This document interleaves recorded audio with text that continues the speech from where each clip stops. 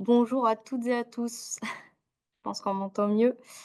Je me présente, je suis Amina Benmohamed, ingénieure développement partenarial au Carnot ICL et je suis ravie d'être avec vous ce matin pour ce webinaire sur le recyclage des batteries lithium-ion. C'est le deuxième webinaire qui est organisé dans le cadre du projet Interreg Greater Green Plus. Il est co-organisé par le Carnot ICL sous la tutelle de l'Université de Lorraine et par l'Umwelt Campus Birkenfeld en Allemagne. Euh, Avant toute chose, voilà, je vais vous faire un petit point, technique. Vos micros et vos caméras sont coupés, c'est normal pour que le webinaire puisse se dérouler au mieux et vous avez en bas de votre écran un petit onglet Q&R pour pouvoir poser vos questions sur toute la matinée, poser vos questions, techniques ou bien aux intervenants. Vous avez, et c'est le truc le plus important puisque ce webinaire vous est proposé en 2 langues, vous avez un onglet interprétation dans lequel vous pourrez choisir votre langue d'écoute. Nous avons des traducteurs qui, traduisent en temps réel ce que vos intervenants vont vous présenter. Donc vous avez le choix entre le français et l'allemand. Et dernière petite info, ce webinaire, il est enregistré, donc vous aurez des replays, le replay en français et en allemand également. Avant de commencer et avant de laisser la place à nos intervenants, je vais vous présenter rapidement le projet Greater Green Plus. C'est un projet Interreg, donc c'est un projet européen avec un budget de 6,5 millions d'euros. Il a une durée de 4 ans, il a commencé en mars dernier, en 2024, et il va s'étendre jusqu'en 2028. Et son but principal, c'est d'accélérer la transition écologique en développant les green tech dans la grande région. Et cette grande région, vous avez la carte au centre, c'est un bout du Grand Est en France, un bout de la Belgique avec la Wallonie, le Luxembourg, et un bout de l'Allemagne avec la Sarre et la Rhénanie-Palatinat. Nous sommes donc 11 partenaires financiers et 19 partenaires méthodologiques.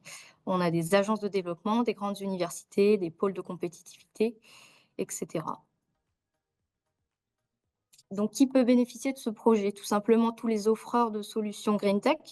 Donc, ça peut être des entreprises, ça peut être des acteurs de recherche, donc des laboratoires, des universités, etc. Et également tous les utilisateurs de ces Green Tech, donc des entreprises également, mais aussi les collectivités territoriales. Je sais qu'il y en a beaucoup qui sont inscrits aujourd'hui. Ce projet est aussi à destination des étudiants, des doctorants et des établissements de formation. On a tout un work package sur la formation qui est d'ailleurs, mené par, l'Umwelt Campus Birkenfeld. Donc la finalité de ce projet, on le comprend un peu, hein, c'est de développer un maximum de green tech dans la grande région, de faciliter l'accès des entreprises à ces green tech et de favoriser des projets transfrontaliers. Donc cela a pour but d'accroître l'attractivité de la grande région et de devenir le leader éventuel de la transition écologique. Ce projet, il tourne autour de 5 grandes thématiques: les énergies propres, la construction et la rénovation durable, les technologies de recyclage, l'eau et l'environnement et la bioéconomie.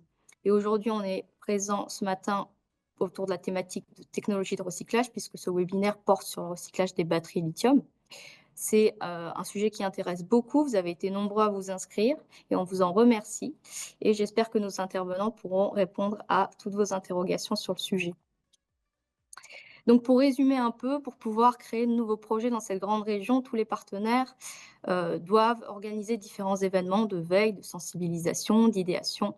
Donc on a déjà organisé des webinaires, on organise également des grands événements annuels, mais aussi des ateliers d'idéation, etc. Voici les 6 intervenants qui vont participer à ce webinaire aujourd'hui, donc tous issus de la grande région, des acteurs de la recherche, mais également des entreprises. Et je vais laisser la parole à Yvonne Merleux, ma collègue de l'Umwelt Campus Birkenfeld, qui va vous dire quelques mots en allemand avant de pouvoir commencer avec Fanny Lambert de l'Université de Liège. Je vous souhaite à toutes et à tous un très bon webinaire. Yvonne, si tu es prête. Ja, ich hoffe, ihr hört mich. Sie hören mich.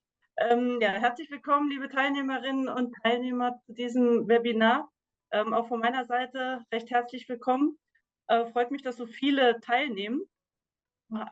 Ich bin vom Umweltcampus Birkenfeld verantwortlich für die Organisation vom Greater Green Plus Projekt und freue mich über die Zusammenarbeit mit Carnot ICL. Danke an das Team von Marcel Elie für die Organisation dieses Workshops.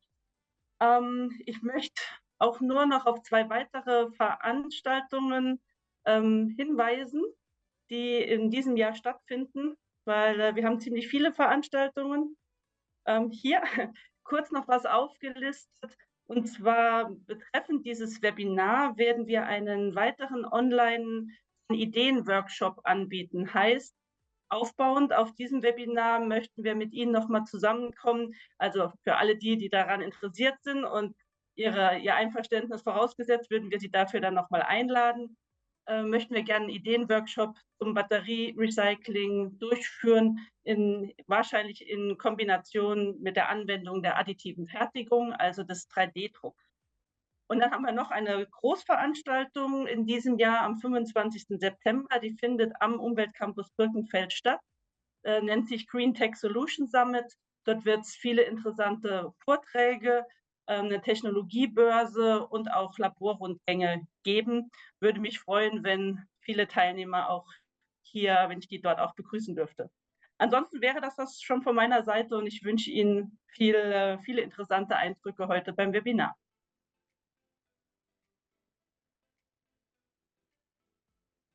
Ok, merci Amina et Yvonne pour cette présentation du séminaire. Nous allons maintenant écouter la première présentation d'Alexandre Chan, qui est professeur à l'Université de Lorraine. Alexandre, donc c'est à toi. Merci bien. Très bien, merci en tout cas pour cette invitation à parler devant vous de batterie lithium-ion. Je voulais focaliser ma présentation sur la technologie d'électrodialyse. On voit un certain nombre de procédés, très nombreux, pour le recyclage des batteries par voie hydrométallurgique.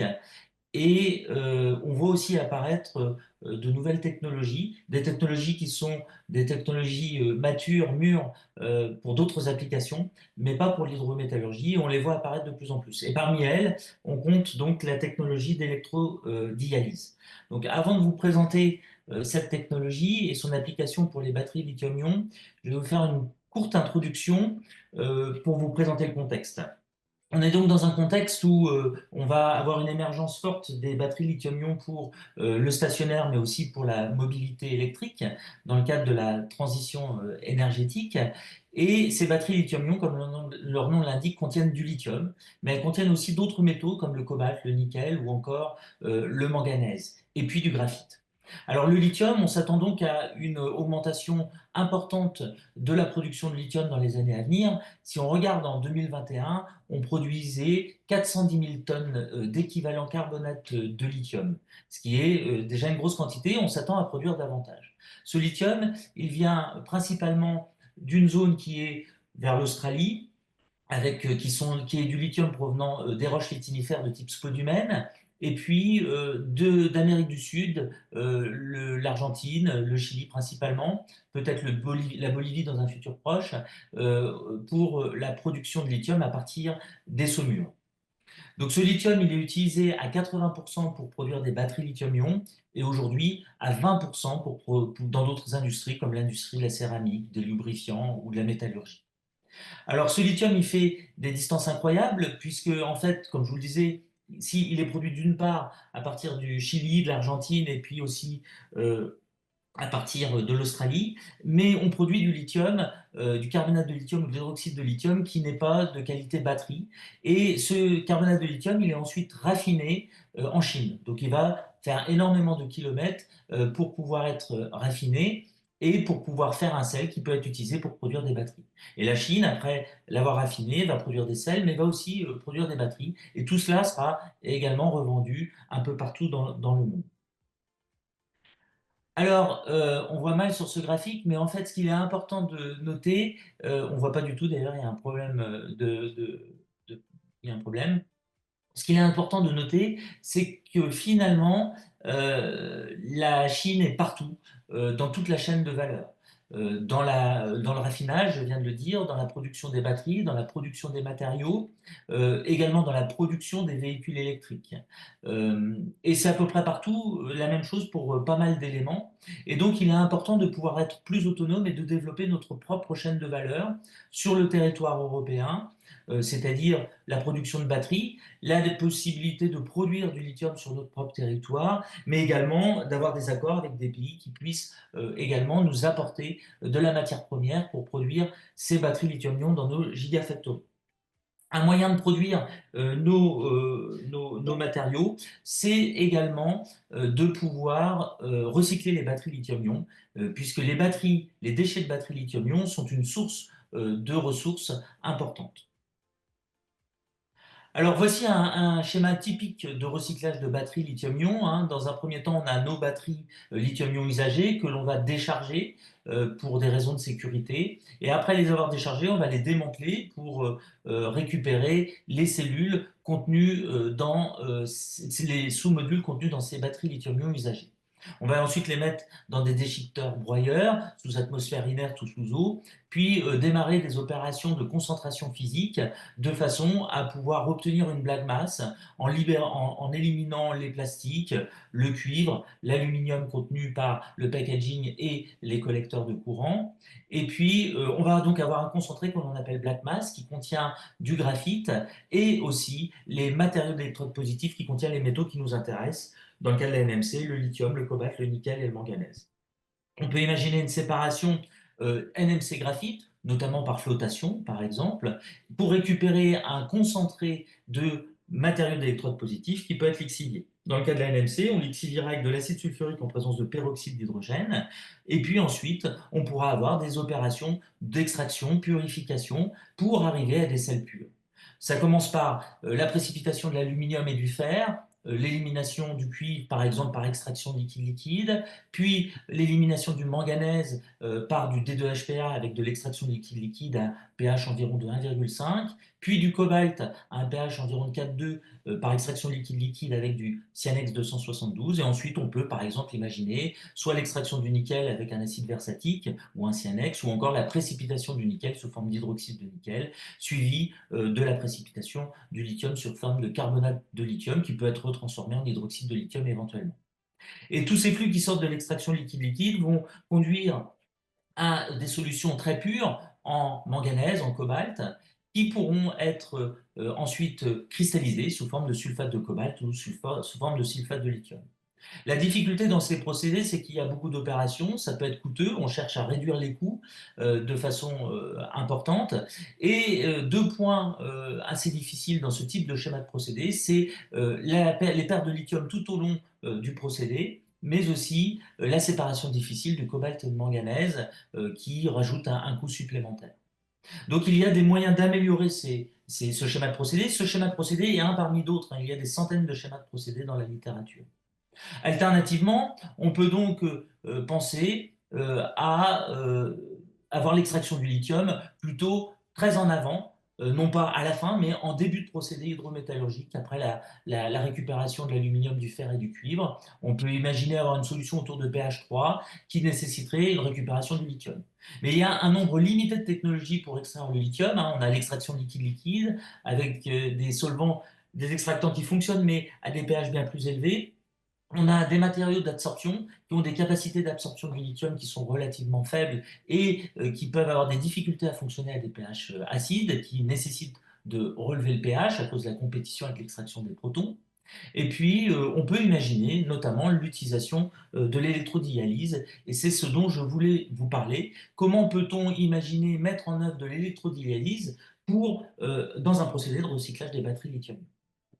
Alors, on a fait des essais au laboratoire, hein, en regardant en particulier deux types de membranes cationiques, la membrane sélénium CSO et la membrane Neosepta CMX, en travaillant à pH proche de 2, pH 2,4. On a regardé comment le lithium, le cobalt, le nickel et le manganèse pouvaient passer au travers de cette membrane sous l'influence d'un champ électrique, donc dans une configuration d'électrodialyse. Vous voyez effectivement que on peut avoir une sélectivité vis-à-vis du lithium lorsqu'on utilise la Neosepta CMX comme membrane cationique échangeuse d'ions. Donc ça, c'est plutôt intéressant par rapport à l'utilisation de la sélénium CSO. Le problème qu'on a rencontré et qui n'est pas forcément indiqué dans la littérature, c'est que, parce que les gens ne travaillent pas sur le long terme, c'est que si on fait cette opération pendant une durée assez longue, plus de 300 heures, on va observer l'apparition de petits précipités à l'intérieur de la porosité de la membrane due à l'augmentation locale du pH à la surface de la membrane. Et ça, c'est un point qui est plutôt embêtant on a une bonne sélectivité du lithium, mais on a des risques de clogging de la membrane à cause de ces phénomènes de précipitation des divalents. Donc, si on veut mettre en place l'électrodialyse, il faut, par exemple, mettre en place une extraction de ces divalents partiellement, pas forcément totalement, de façon à diminuer la concentration pour ne pas arriver à une sursaturation qui entraîne la précipitation dans la membrane. Alors, on a regardé comment est-ce qu'on pouvait éliminer ces divalents en utilisant de la résine échangeuse d'ions. En travaillant à un pH de 2,8, on s'est aperçu que si on utilisait comme résine la DOEX M4195, eh bien, on arrivait effectivement à éliminer le cobalt et le lithium et le nickel sans éliminer le lithium, tout en ayant une très très bonne sélectivité vis-à-vis du lithium et du manganèse. Et on s'est aperçu qu'il était ensuite possible de récupérer le cobalt et le nickel qui ont été extraits par la résine lors d'une élution avec de l'acide sulfurique à 1 mol par litre. Donc cette DOEX M4195 est très sélective pour extraire le nickel et le cobalt vis-à-vis du lithium et du manganèse, et c'est donc un moyen intéressant pour pouvoir réduire les concentrations en divalent. Reste ensuite dans notre solution du manganèse. En utilisant la même résine, on s'est aperçu qu'en travaillant à pH 5,5, il était possible d'éliminer à la fois, à son tour, le manganèse et de l'élever avec une solution d'acide sulfurique à 1 mol par litre. Alors, du coup, on peut imaginer ce type de schéma d'électrodialyse du lithium après avoir éliminé les ions divalents partiellement, en utilisant donc une néosepta CMX pour la membrane cationique, une néosepta AMX pour la membrane anionique, et ensuite en alimentant cette électrodialyse avec une solution contenant donc du lithium et du manganèse à pH 2,8. Parce qu'il reste un petit peu de manganèse après l'étape d'échange par électrodialyse. On a donc regardé effectivement comment on pouvait traiter ce mélange lithium-manganèse exempt de cobalt et de nickel et d'une partie du manganèse avec cette configuration. Et on s'est aperçu qu'on avait une très très bonne sélectivité vis-à-vis de l'extraction du lithium par rapport au manganèse et qu'aucune précipitation n'était observée, ce qui est bien très encourageant. Donc finalement, ce travail, pour conclure, a permis de montrer que la combinaison d'électrodialyse et de résine échangeuse d'ions était un moyen alternatif intéressant pour pouvoir produire en amont du carbonate de lithium. Ça a aussi démontré qu'il y a encore beaucoup de travail à faire de façon à pouvoir positionner l'électrodialyse bien en amont et éviter les surcoûts liés à l'implémentation d'opérations d'extraction par résine échangeuse d'ions. On y travaille actuellement dans le cadre d'une thèse où on a des résultats intéressants qui nous montrent qu'on serait capable effectivement de traiter des black mass simplement par électrodialyse combinée avec une cristallisation pour fabriquer directement une PCAM.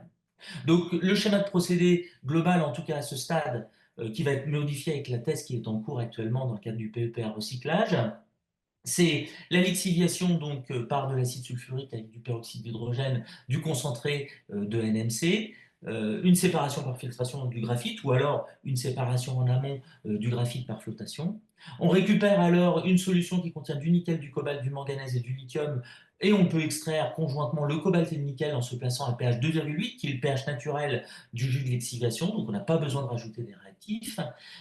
Et cette DOEX M4195 nous permet d'extraire le cobalt et le nickel et ensuite de l'élever avec de l'acide sulfurique à 1 M.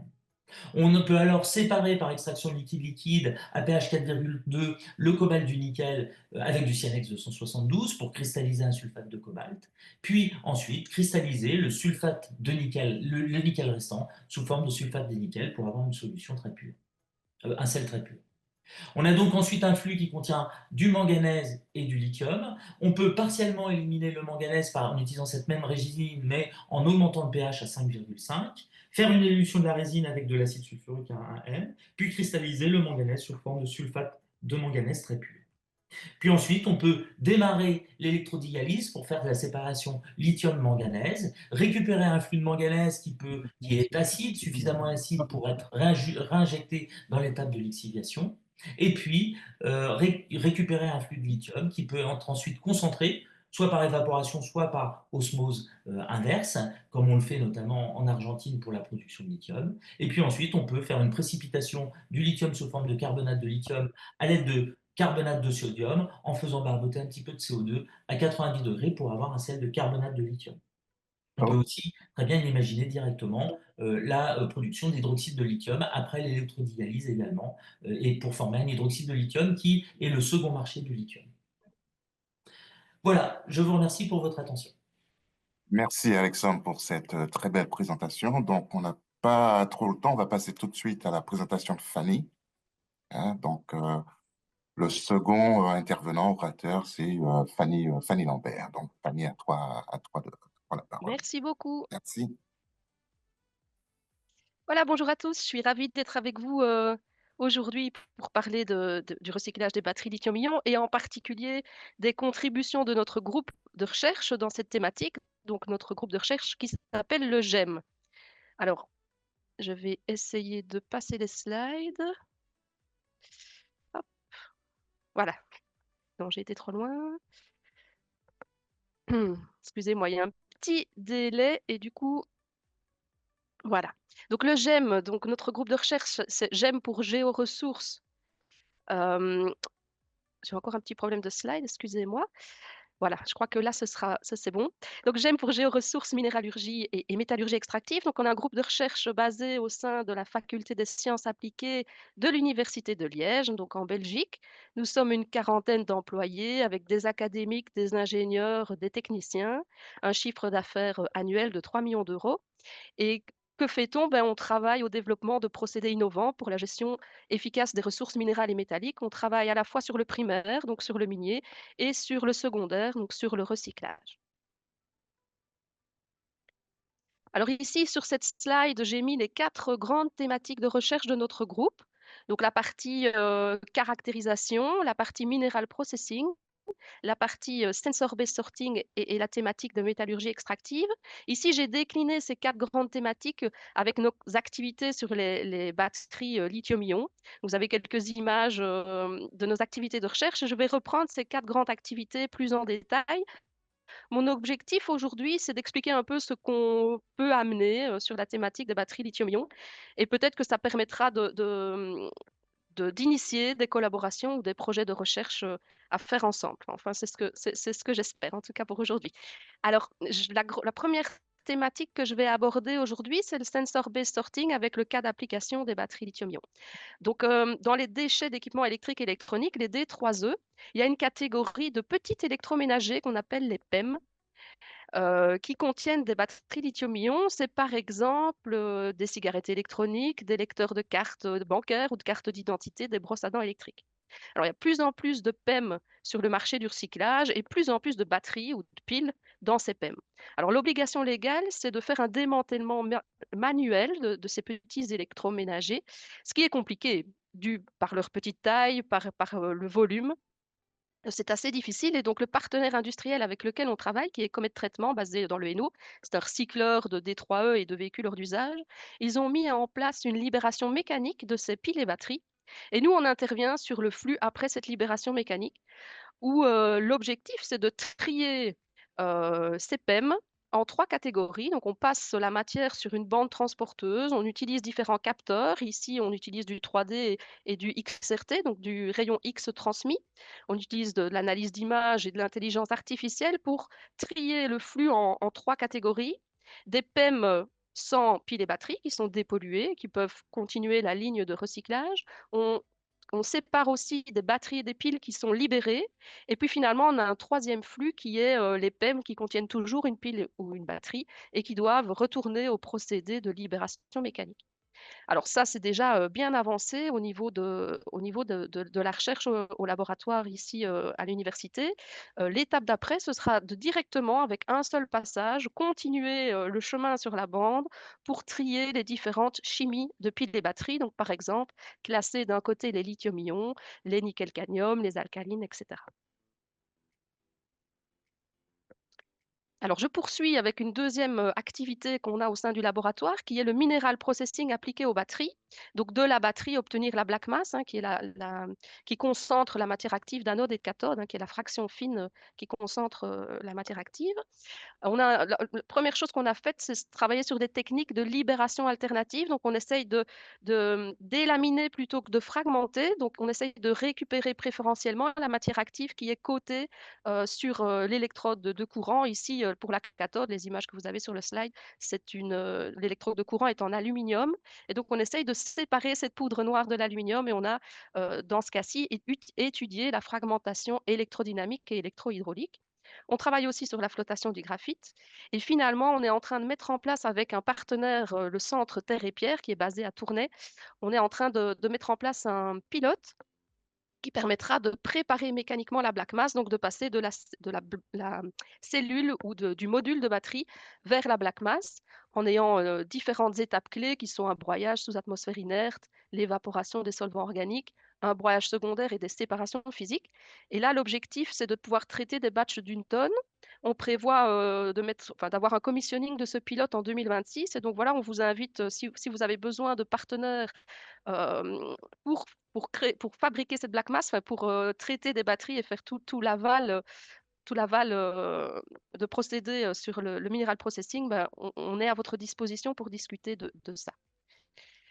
Alors, le troisième activité sur laquelle on travaille au sein de l'équipe, c'est l'hydrométallurgie. Donc, sur ma slide, vous voyez différentes flèches qui représentent en fait les différentes étapes entre la black mass et la fabrication de cathodes. Donc, de black mass, on a la métallurgie extractive, la synthèse des sulfates, et puis on passe à l'hydroxyde, et puis on peut générer le cathode active matériel, donc le CAM, pour aller vers la fabrication de la cathode, et puis de la cellule, et puis du module, etc. Alors, si on regarde des procédés plutôt pyrométallurgiques, on va jusqu'à obtenir le métal sous forme métallique et sous forme séparée, c'est-à-dire qu'on produit du nickel métal, du cobalt métal. L'hydrométallurgie permet de prévoir une boucle plus courte, un court-circuit finalement, puisque pourrait directement, via les solutions de lixiviation, générer des sulfates déjà mélangés ou des hydroxydes. Donc ça, c'est un gain économique et un gain environnemental. Et c'est un point sur lequel on travaille énormément avec nos partenaires qui sont listés sur la slide ici en bas. C'est le fait de connecter le procédé hydrométallurgique et la synthèse de matériaux. Et ça, c'est vraiment important dans notre travail du quotidien. On travaille quand même beaucoup sur la mine urbaine et on se rend compte qu'en fait, il y a une déconnexion entre les personnes qui designent les matériaux, les produits et les personnes qui les recyclent. Et donc, je pense que c'est très important, si on veut aller vers une économie plus circulaire, de réinitier ou d'initier le dialogue entre les personnes qui designent et les personnes qui recyclent. Et là, c'est un peu ce qu'on essaye de faire ici à notre échelle, en combinant la partie hydrométallurgique et la partie synthèse. Alors, je poursuis avec un flowsheet de procédé assez classique, assez ressemblant à ce que Alexandre a montré juste avant. Donc là, je pars de la black mass, donc tout le procédé de concentration a été fait avant, concentration physique. Donc, on a une première étape de lixiviation réductrice, cobalt, nickel, manganèse. Ils ont plusieurs états de valence. Pour qu'ils soient lixiviables, il faut les réduire. Donc, il faut une lixiviation réductrice avec un agent réducteur qui peut être le peroxyde d'hydrogène, c'est ce qu'Alexandre a montré juste avant, ou d'autres agents réducteurs. On a une élimination des impuretés, fer, aluminium, fluor, phosphore. Une précipitation d'hydroxyde, nous, notre vision, c'est de les précipiter directement en même temps avec la bonne stoichiométrie. Donc, on ajoute du sulfate de cobalt, du sulfate de nickel, du sulfate manganèse frais, si vous voulez, pour avoir la bonne stoichiométrie. Nous, notre cas d'étude ici, c'est le NMC 622. Voilà, on aurait pu choisir autre chose, mais on a choisi ceci. Donc, on génère un hydroxyde qui peut directement aller à la synthèse NMC. Puis on se retrouve avec une solution appauvrie en nickel, manganèse, cobalt, et on va regarder à la précipitation du lithium. Donc voilà, c'est un flowsheet assez classique. C'est vrai, quand on regarde la littérature, vous allez retrouver ce type de flowsheet classique. Ça n'empêche qu'il y a une série de défis à relever pour un flowsheet assez classique. Alors je vais en commenter quelques-uns. Je n'aurai peut-être pas le temps d'aborder tous les défis, mais en tout cas, j'aimerais bien en aborder quelques-uns avec vous et on peut toujours en reparler après. La première chose, c'est l'impact du pré-traitement sur le procédé hydrométallurgique aval. Donc le pré-traitement, je parle de la désactivation des batteries et le mineral processing des batteries. Donc, si on reçoit une black mass pyrolysée ou une black mass qui vient plutôt d'une voie mécanique, elles n'auront pas le même comportement à la lixiviation. Et ça, c'est quelque chose d'important et c'est quelque chose sur lequel on travaille. Essayer de bien comprendre la matière, bien la caractériser pour pouvoir adapter notre procédé. Et donc, par exemple, lors des traitements thermiques, on a clairement des réactions de réduction qui ont lieu. On a une de réduction du NMC, par exemple, au contact de l'aluminium métal, au contact du collecteur de courant qui est en aluminium. Et donc, on a une oxydation de l'aluminium et une réduction du cobalt. Ça veut dire qu'à la lixiviation, on n'a plus un besoin en réducteur aussi important que si on traite une black mass mécanique. Un point que j'aimerais aborder aussi, c'est le fait que ce sont des matières très complexes et qu'il y a des besoins en caractérisation importants. Et ça, je pense aussi que c'est une opportunité de collaboration importante. Si je prends par exemple l'exemple du carbone dans les black mass, ben, on peut avoir du graphite, on peut avoir du carbone black qui est ajouté pour améliorer la conductivité. On peut avoir du C qui vient de résidus de la pyrolyse de plastique. Et on a aussi, si c'est une black mass mécanique, des polymères qui sont présents. Donc, quatre potentielles substances à base de C et un besoin de faire la différence entre ces différents C, notamment pour aller valoriser le graphite. Alors, bien sûr, c'est des mécanismes réactionnels complexes qu'il faut comprendre, qu'il faut étudier. Je vais mentionner aussi la gestion d'impuretés un petit peu inhabituelle pour un hydrométallurgiste. Il faut gérer du fluor en solution, il faut gérer des organiques en solution. Et un gros problème de bilan en eau, surtout quand on considère un flowsheet comme celui-ci, c'est-à-dire qu'il est ouvert. Hein, vous voyez qu'il n'y a pas de recirculation des solutions. Donc, ça veut dire que c'est des quantités d'effluents à gérer très importantes, puisqu'on commence avec une lixiviation très acide, hein, pH très bas, 1, 2, et on finit avec la précipitation du lithium avec des pH très, très élevés. Donc ça, c'est un énorme défi. Alors, je poursuis avec quelques contributions. Donc, nous, on travaille très fort sur le couplage du traitement thermique et de l'hydrométallurgie, l'impact de réaliser le traitement thermique dans certaines conditions, quel impact ça a sur l'hydrométallurgie en aval. On travaille beaucoup sur la caractérisation, je vais vous en dire un mot juste après, et on étudie d'autres opérations du flowsheet, donc l'élimination du fluor, l'utilisation d'agents réducteurs alternatifs. Je vous l'ai dit, on essaye d'aller directement vers la synthèse de NMC. On travaille aussi sur la séparation et la récupération du lithium. Un petit mot sur l'upscaling. Donc, c'est vrai que nous, en tant que groupe, on publie assez peu et on étudie assez peu des opérations unitaires. Mais par contre, je pense qu'on peut amener une vision un peu globale du procédé et un aspect upscaling avec quelques pilotes à notre actif. Et donc voilà, je voulais juste mentionner qu'on peut être aussi un partenaire, pas pour étudier une étape en tant que telle, a priori, mais plutôt pour étudier le flowsheet dans sa globalité et surtout sa mise en échec. Alors, un petit mot sur la caractérisation orientée procédé. Donc, on combine des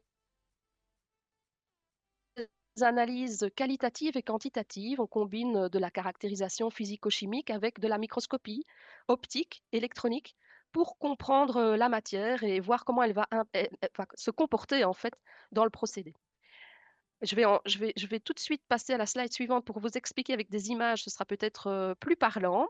Donc, quelques images qui viennent de nos travaux de caractérisation. La première image en bas et à gauche du slide, c'est la proportion des différentes chimies de CAM.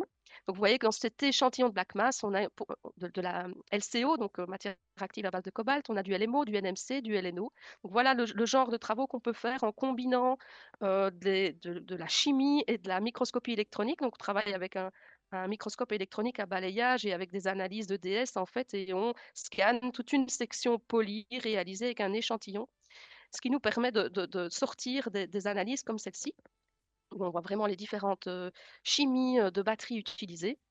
La deuxième image, c'est l'emprisonnement de la matière active dans un feuillet de cuivre lors du broyage. Donc, l'électrode de courant lors du broyage, ici c'est le cuivre, va se recroquevillé sur lui-même et en se recroquevillant, il enferme, il emprisonne de la matière active. Alors, si cette particule de cuivre pendant le mineral processing atterrit dans un concentration cuivre, dans un concentré de cuivre, pardon, ben, il est clair que la matière active emprisonnée est perdue. Donc voilà, ça c'est l'étude de la libération, c'est notre support, notre caractérisation support à la partie procédé mécanique qu'il y a en amont de l'hydrométallurgie. Ouais, La troisième, Fanny, oui, 2 minutes. oui, d'accord, je me dépêche. Merci. La troisième photo, c'est l'oxydation de l'aluminium et la réduction du cobalt. J'en ai dit un mot hein, pendant le traitement thermique. C'est ce type d'études qui nous ont permis de voir un peu l'impact du traitement thermique sur la matière. Et la dernière photo, c'est un alliage continu avec quelques défis.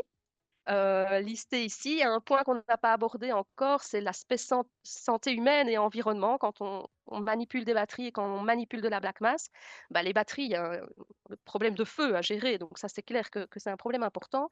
Et la manipulation de black mass, ben, il peut y avoir des composés organiques volatiles dedans.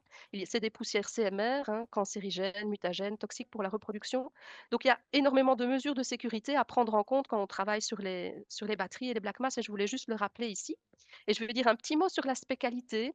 Euh, les, les spécifications des produits, elles viennent du minier. Les tolérances sur les impuretés, elles viennent du minier.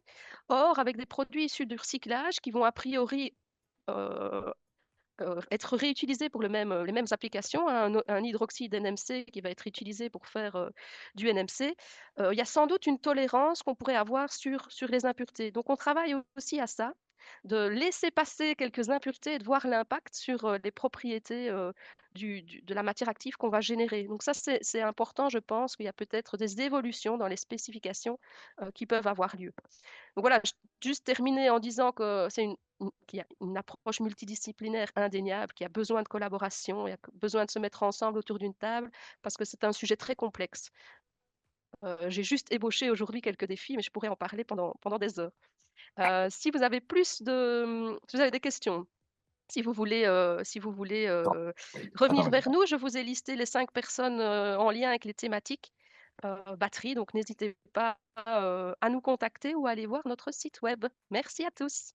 merci Fanny. Donc, si vous avez des questions, utilisez le QR qui est en dessous de votre écran et pendant ce temps, effectivement, on va répondre à vos questions. Fanny va répondre à vos questions via le chat. Merci Fanny. Il y a quelque chose Merci. que j'aime bien dans ta présentation, c'est la collaboration. C'est un mot qui revient très souvent. Donc, j'espère effectivement que tu auras beaucoup de collaboration après cette très belle présentation. Merci. Et puis, Merci. le présentateur suivant, c'est Gilles Philippot. Donc, Gilles, à toi, je te cède la parole. Merci. Oui, bonjour à tous. Tout d'abord, merci de me donner l'opportunité de présenter ce que l'on fait à l'ICMCB, donc l'Institut de chimie de la matière condensée de Bordeaux, sur le recyclage des batteries. Alors nous, c'est une approche un petit peu différente. On aborde le recyclage direct avec des procédés sous pression et en température. Donc, pour ma part, je suis rattaché au groupe fluide supercritique, où on développe ce type de procédé et je travaille en étroite collaboration avec Jacob Olszówka, qui est chargé de recherche dans le même labo, mais dans le groupe énergie, matériaux et batteries. Euh, pour commencer, alors attendez, est-ce que ça passe? Voilà. Alors j'ai un petit décalage pour ma part. Voilà, ok. Pour commencer, je voulais juste vous faire un petit aperçu voilà, du cycle de vie d'un matériau de batterie. Ça a déjà été présenté par Fanny et Alexandre. Mais quand on voit la vie de ce type de matériau, notamment pour les matériaux de cathode, on voit qu'après l'extraction, il y a des étapes de mise en forme pour synthétiser les matériaux actifs. Quand on intègre dans les batteries, ces batteries cyclent, ces matériaux vieillissent et se détériorent. Donc actuellement, ce qu'on fait, c'est ce qui a été présenté. On broie tout ça, on en fait de la black mass et on essaye de récupérer après pyro-hydrométallurgie sélectivement les différents métaux. Nous, on s'est dit, est-ce qu'on ne pourrait pas trouver un moyen de réduire cette boucle et une fois que le matériau est vieilli, arriver à le récupérer et le réparer, entre guillemets, le régénérer pour pouvoir le réutiliser directement dans la boucle. Donc, dans ce contexte-là, on est vraiment retourné au cœur de qu'est-ce qu'une batterie, comment elle est faite pour structurer notre projet. Donc, comme vous pouvez le voir sur la gauche de l'écran, on voit que bah, une batterie, c'est un matériau qui est quand même un composant qui est relativement complexe. Il y a plusieurs matériaux. Si on regarde, d'une part, il y a la cathode où vous allez avoir le substrat en aluminium sur lequel on va déposer le matériau actif. Donc, dans ce cas-là, c'est celui qui a le lithium. Et généralement aussi, comme ça a été dit, du nickel, du manganèse, du cobalt, du bord de carbone. Et tout ça, c'est maintenu, c'est collé ensemble avec un liant, une colle, qui est généralement de ce côté-là un liant fluoré qui est du PVDF. De l'autre côté, on a l'anode, où là, c'est un substrat de cuivre sur lequel on va déposer notre graphite, toujours du bord de carbone, et une colle qui est différente de celle de la cathode. Et tout ça est séparé par une membrane et trempé dans un électrolyte. Donc, dans l'idée de faire un recyclage direct, nous, ce qu'on s'est dit, c'est que dans un premier temps, ben, qu'est-ce qu'il faut faire? Il faut arriver à séparer tout ça. Donc, pour séparer tout ça, il faut d'abord enlever ce liquide qui est l'électrolyte et trouver des procédés pour voilà, dissoudre ces cols et libérer différents matériaux. Et donc, ça, c'est ce que je vais présenter essentiellement aujourd'hui. C'est les travaux de thèse de notre étudiant Neil Yagan qui a soutenu en fin d'année dernière. Une fois qu'on a séparé ces différents éléments, ben, ils ont vieilli, ils sont détériorés. Donc l'idée, c'est de voir comment on peut les régénérer, en particulier le matériau de cathode, mais aussi le graphite. Et là, donc, on a deux thèses en cours sur cette thématique-là. Et enfin, on a beau développer le plus beau, entre guillemets, procédé qu'il soit, l'idée, c'est que bah, ce soit viable d'un point de vue environnemental et aussi économique. Donc l'idée, c'est qu'on est venu réaliser des analyses de cycle de vie sur nos procédés, notamment le premier procédé de séparation pour voir comment on se situait, et j'en parlerai brièvement. Euh, pour ce qui est donc du côté séparation des matériaux, on parle beaucoup dans le recyclage des batteries en fin de vie. C'est logique parce que ça sera à l'avenir un des principaux flux à traiter. Mais ce qui est moins connu du grand public, c'est qu'actuellement, la plus grande source de déchets que l'on recycle dans le monde des batteries, ce n'est pas les batteries en fin de vie, mais c'est les chutes de production. C'est-à-dire vraiment toutes les découpes d'électrodes pour l'assemblage avant l'assemblage des batteries. Donc ces matériaux sont juste assemblés, mais vierges, ils n'ont jamais cyclé. Et donc on a commencé par ça parce que d'une part c'est plus simple, il n'y a pas l'électrolyte. Et aussi on s'est dit que vraiment c'est dommage de venir dissoudre un matériau qui n'a pas servi alors qu'on pourrait potentiellement dissoudre les cols pour pouvoir les libérer et les réutiliser.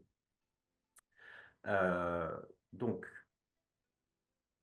nous, du coup, en bas à gauche, vous voyez le type d'électrode sur lequel on va travailler. Donc, c'est toujours pareil, hein, c'est un substrat d'aluminium. Mais en fait, il s'avère que dans les vraies batteries, l'électrode, on a du matériau actif des deux côtés, hein, en dessus et en dessous. Et on vient la mettre dans un solvant. Alors, il y a déjà un certain nombre d'études qui existent sur cette approche-là, où généralement, on va prendre du triéthylphosphate. C'est un solvant vert. On vient déposer notre morceau d'électrode.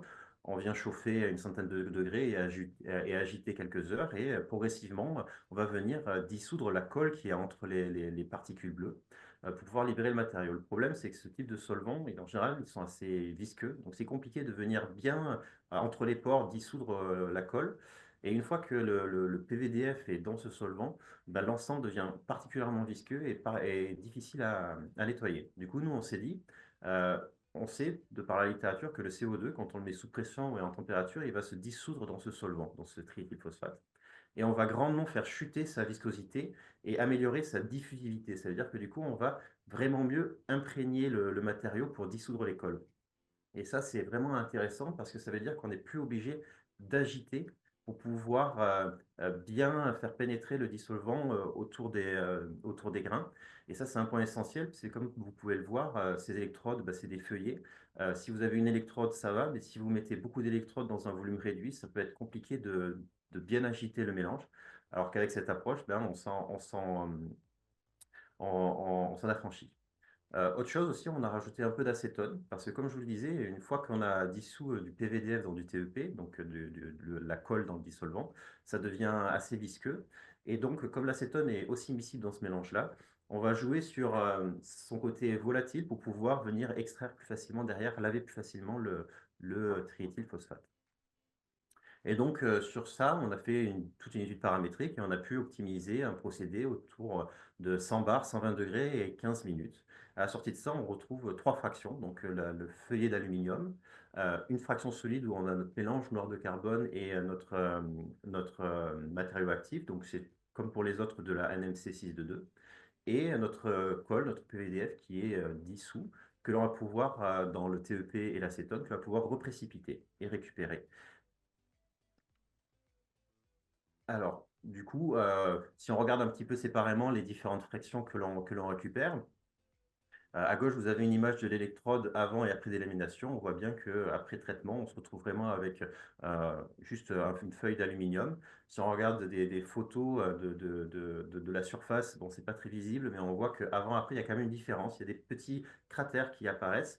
Ça vient de l'assemblage de l'électrode, en fait, parce qu'on fait un pressage à chaud et donc les sphères de NMC viennent s'incruster dans l'aluminium.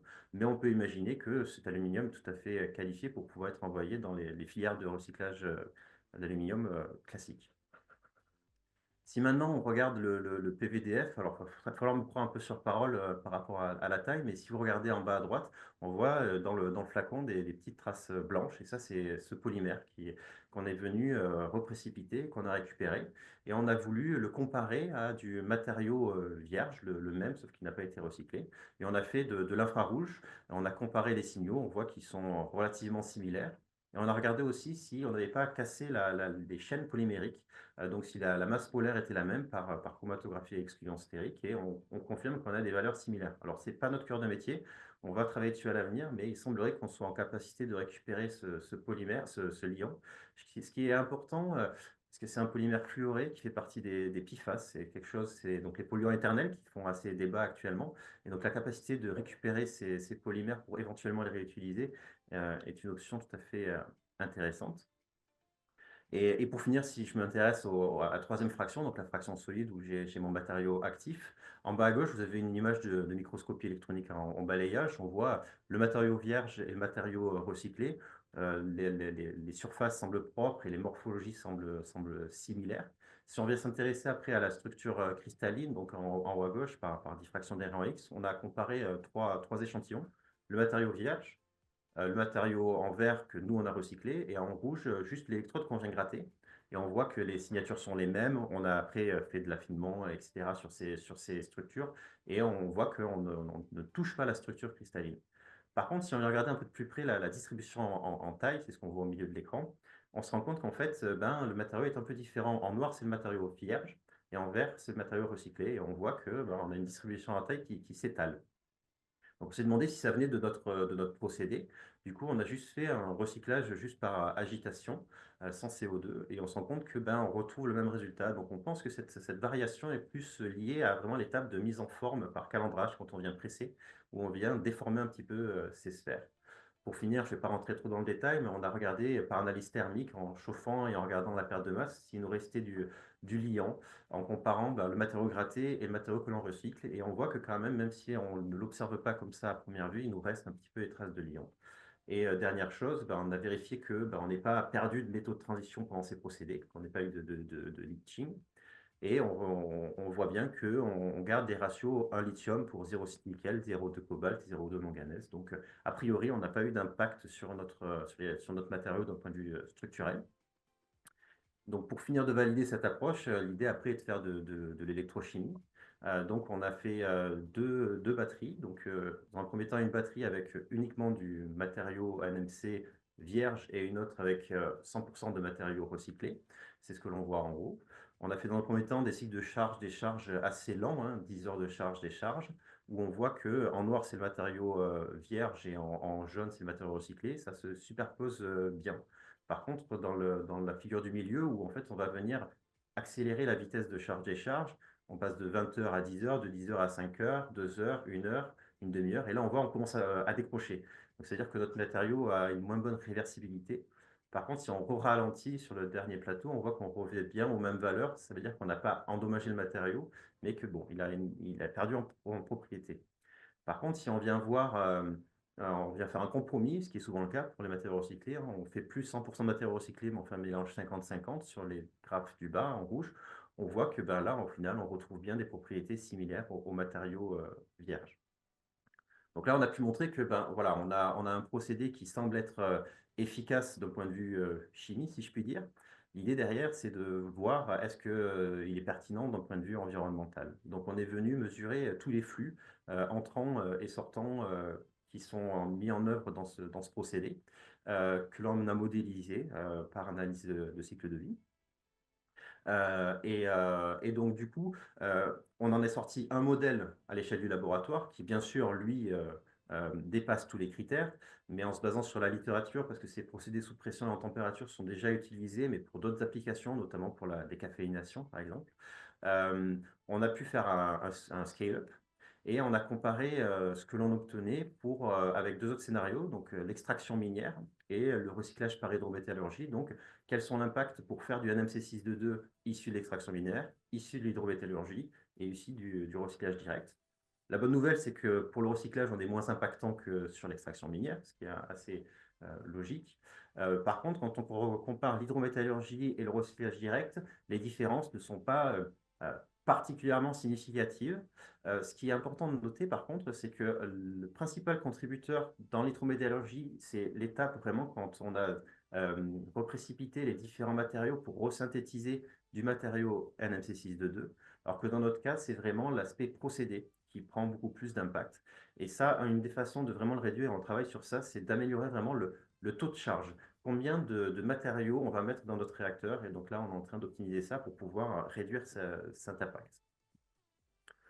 Du coup, pour conclure, on a pu vous montrer que ben, voilà, on a réussi à mettre en place un procédé assisté par CO2 pour la séparation des éléments qui semble efficace, qui permet de récupérer à la fois d'un côté l'aluminium, d'un autre le liant qui est le PVDF et enfin le matériau actif.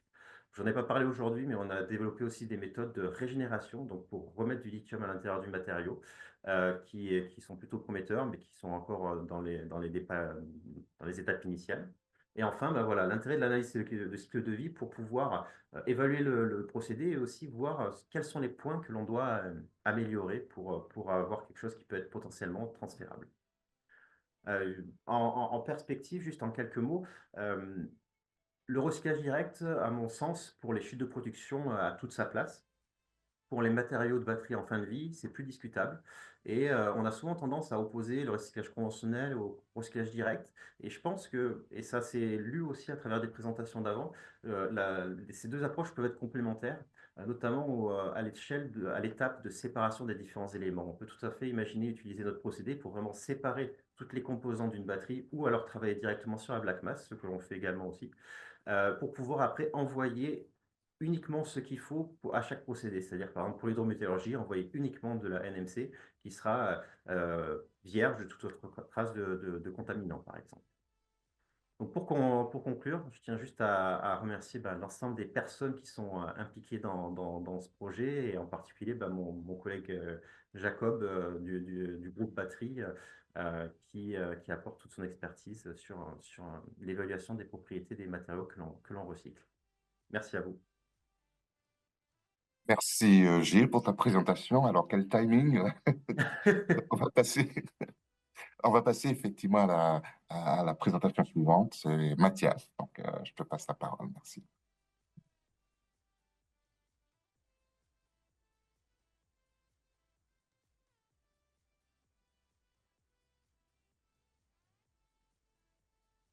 Guten Tag, mein Name ist Matthias Wette-Steinkamp. Ich komme von der Hochschule Trier und ich spreche auf Deutsch, dass sich die Dolmetscher vielleicht gerade einstellen können. Wunderbar. Ich beschäftige mich mit einem etwas anderen Thema. Wir waren ja jetzt gerade sehr stark in der Batteriezelle und wie kann man die Batteriezelle denn eigentlich ja, recyceln? Wie komme ich wieder an die Wertstoffe dran? Und das, womit ich mich beschäftige, ist, dass ich gerne erstmal schaue, wie können wir die Batterie so lange wie möglich muss man mir gerade einmal die Antwortung holen, dass wir die Batterie so lange wie möglich im Lebenszyklus erstmal halten möchten. Das heißt, dass wir sozusagen das Recycling so weit wie möglich nach hinten verschieben. Und daher ist mein Thema das Remanufacturing. Also wie kann ich Hochvoltbatterien speziell für Kraftfahrzeuge wieder reparieren und wieder in den Einsatz bringen? Wie kann man die Batterien für ein Second Use vorbereiten, sodass man eben dann die Zellen auch relativ lange nutzen kann? Ich versuche mal gerade zu klicken, aber doch, jetzt kommt's. Genau, meine Arbeitsgruppe ist aufgeteilt in 3 Themengebiete. Das eine Themengebiet ist halt speziell das Thema Refabrikation, also das Produkt wieder aufbereiten, wieder in den Markt reinbringen. Und unsere These dahinter ist, dass wir das Ganze eben nicht rein manuell machen können. Wir sind halt hier in einer Region, die sehr hohe Lohnkosten hat, und diese Lohnkosten, die sind gerade so in der Kreislaufwirtschaft ein Problem, und deswegen haben wir die These aufgestellt, dass wir das Ganze eben auch nur mit Automatisierung lösen können. Das heißt, wir brauchen einen relativ hohen Automatisierungsgrad, um diese Tätigkeiten eben auch in der Großregion halten zu können. Und weil das Thema aber auch so komplex ist, brauchen wir eben auch so Methoden aus den Elementen Industrie 4.0 oder Fabrik der Zukunft, dass wir dann eben auch den Menschen kognitiv dabei unterstützen, die Aufgabenstellung zu lösen. Und dafür habe ich auch gleich ein Beispiel mitgebracht.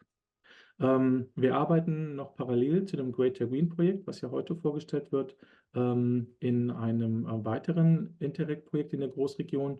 Und das ist das Projekt PRE Green. Und bei dem Projekt PRE Green beschäftigen wir uns ganz speziell mit der Automobilbranche und wie wir eben hier die CO2 Werte der Wertschöpfungskette reduzieren können. Und da ist eben ein wichtiges Element auch das Rückführen der Materialien und das Ganze möglichst ja, unter wenig neuen CO2-Einsatz. Also das heißt, dass wir hier möglichst versuchen, die Produkte mit einem hohen Wertschöpfungsanteil nochmal wieder zu verwenden. Genau, das soll auch schon der gesamte Werbeblock von dem anderen Projekt gewesen sein. Und wir steigen vielleicht jetzt mal mit ein paar schönen Bildern ein. Das hier ist eine Übersicht über die verschiedenen Elektrofahrzeuge, die jetzt letztes Jahr und dieses Jahr gerade auf den Markt kommen. Und man sieht hier, eigentlich ist für jeden was dabei. Das heißt, jeder, der Interesse an einem Elektrofahrzeug hat, findet inzwischen ein großes Portfolio an verschiedenen Fahrzeugen und kann sich eben das für sich zugeschnittene Fahrzeug dann eben raussuchen. Ein Nachteil, den wir dadurch haben, ist, dass eben jedes dieser Fahrzeuge auch anders aufgebaut ist.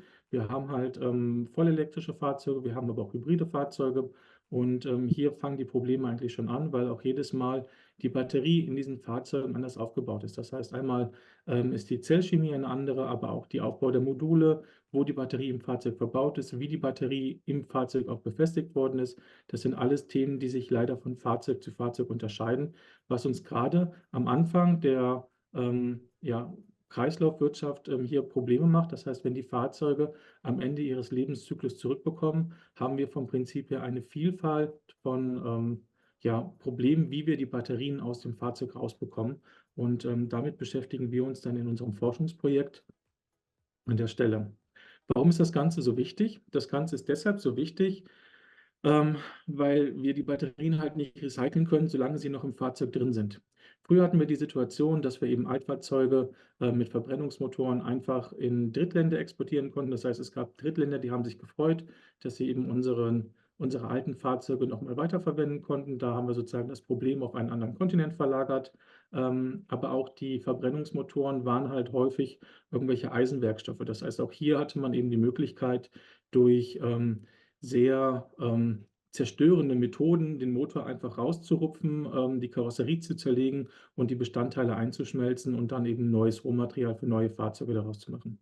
Das können wir halt bei den Elektrofahrzeugen nicht. Das heißt, bei den Elektrofahrzeugen müssen wir die Batterien, bevor wir das Fahrzeug recyceln können, ausbauen. Und hier wollen wir ja, wie schon eingangs gesagt, eine möglichst hohe Wertschöpfung erhalten. Das heißt, das bedeutet auch, dass wir eben die Batterien nicht tiefentladen dürfen. Das heißt, sobald wir die Batterien in einen sicheren Zustand bringen, zum Beispiel die Tiefentladung, haben wir keine Chance mehr, die für einen Second Use einzusetzen. Und dementsprechend gehen wir im Moment davon aus, dass bei vielen Fahrzeugen die Batterien halt in einem geladenen Zustand ausgebaut werden müssen. Und in Deutschland gab es mal eine Vorgabe, dass wir ungefähr 1 Million Fahrzeuge pro Jahr auf die Straße bringen wollten, also Elektrofahrzeuge. Und wenn wir dann mal 10 Jahre weiter gucken, dann werden nach 10 oder auch vielleicht 15 Jahren oder auch nach 8 Jahren, je nachdem, die Fahrzeuge irgendwie wieder zurückkommen. Leider nicht in der Reihenfolge, wie wir sie produziert haben, sondern sie werden chaotisch zurückkommen. Das heißt, verschiedene Generationen von Fahrzeugen mit verschiedenen Chemien, mit verschiedenen Bauarten werden sozusagen gleichzeitig eintreffen und wir müssen uns dann überlegen, wie wir die demontieren können. Derzeit machen das noch viele Werkstätten, das heißt, die Werkstätten gehen her und versuchen, diese Batterien zu demontieren, eben manuell. Und bis ich dann mal so eine Batterie so weit zerlegt habe, dass ich sie vielleicht dann mal durch einen Schredder schicken kann, brauche ich schon 4 bis 8 Stunden, je nachdem, wie groß diese Batterie ist. Und wenn man das mal hochrechnet auf die 1 Million Fahrzeuge, die dann irgendwann zurückkommen, dann brauchen wir irgendwo zwischen 4 bis 8 Millionen Arbeitsstunden, wo Menschen eben an diesen Hochvolt-Batterien arbeiten müssen. Und ich denke, das wird überall in der Großregion ähnlich sein. Wir finden jetzt schon keine Handwerker mehr, die uns Installationen machen. Und wir haben hier über einen großen Fachkräftemangel. Das heißt, hier ist einfach die einzige Möglichkeit, die wir haben, mit einer möglichst hohen Automatisierung ranzugehen. Das heißt, dass wir versuchen, die Batterien mit zum Beispiel Robotersystemen zu zerlegen, sodass dann im zweiten Schritt geprüft werden kann, ob die Batterie nochmal für einen Second Use eingesetzt werden kann oder ob ich die Batterie sozusagen schreddern muss, um dann eben die Rohstoffe zurückzugewinnen. Ja, so sieht die Situation im Moment aus. Also hier sieht man auch schon, das ist jetzt ein sehr schönes Bild von der Firma Jaguar. Die bauen jetzt hier gerade eine Batterie aus. Das Ganze passiert dezentral bei einem Händler. Das heißt, die ganzen Werkstätten müssen jetzt erstmal selber neues Equipment anschaffen. Das heißt, hier man braucht solche Batteriehebelifte. Man braucht eigentlich auch noch einen kleinen Kran, um das von diesem Hebellift auf diese Verpackungskisten umzubauen. Und dann möchte man eben diese Batterien durch die Weltgeschichte, also durch die Welt schicken. Und hier brauchen wir natürlich dann auch nochmal Logistikdienstleister, die auch bereit sind, diese Batterien dann eben anzunehmen und die Batterien rüber zu schicken. In dem Werbevideo von Jaguar ist das auch sehr schön clean dargestellt. Wir haben bei uns in der Werkstatt einen Jaguar, der halt in die Leitplanke gefahren ist, das heißt ein Unfallfahrzeug. Und da war natürlich die Ausbausituation auch nochmal eine andere. Das heißt, es war viel schwieriger, die Batterie dann eben aus der deformierten Karosserie rauszubekommen. Auch das muss man eben bei den Demontagezeiten dann auch berücksichtigen. Das Webinar dreht sich ja jetzt auch sehr stark um das Thema der Batterie. Bei Elektrofahrzeugen haben wir aber noch einen zweiten Bereich. Wir haben auch noch die Elektromotoren und die Leistungselektronik. Auch diese Elemente müssen eben ausgebaut werden, bevor das Auto geschreddert werden kann. Viele Elektrofahrzeuge verwenden auch noch seltene Erden für ihre Antriebe oder eben auch andere Materialien, die wir eben zurückhaben möchten, bevor das Auto in eine Presse kommt. Und auch hier haben wir sozusagen noch sehr viele Aufgaben, die wir lösen müssen, um so ein Auto zu demontieren, bevor es in die stoffliche Verwertung oder in das Recycling gehen darf. Ich habe jetzt hier mal 2 Videos mitgebracht. Ich hoffe, man kann die hier anklicken. Genau. Wir schauen uns einfach hier gerade mal, der Ton ist aus, genau. Wir schauen uns jetzt hier mal die beiden Systeme an. Das heißt, oben rechts haben wir eine Jaguar-Batterie. Hier demontieren wir jetzt gerade zu zweit an dieser Batterie. Unten links haben wir eine Batterie von einem Ford Kuga. Bei dem Ford Kuga ist das Problem, dass diese Batterie komplett verklebt war. Das heißt, hier mussten wir mit einem schneidenden Werkzeug erstmal das Gehäuse auftrennen. Das hat allein mit so einem Schwingwerkzeug schon fast eine Stunde gedauert, bis man eben diese Klebemasse aufgeschnitten hat. Hier gibt es tatsächlich auch keinen irgendwie sinnvollen, guten Prozess derzeit. Da versuchen wir jetzt eben auch den Herstellern nochmal Hinweise zu geben, wie denn der Aufbau so einer Batterie aussehen muss, damit die Batterie einfacher zu demontieren ist. Also eine kreislauffähige Produktgestaltung, würde ich mal sagen. Und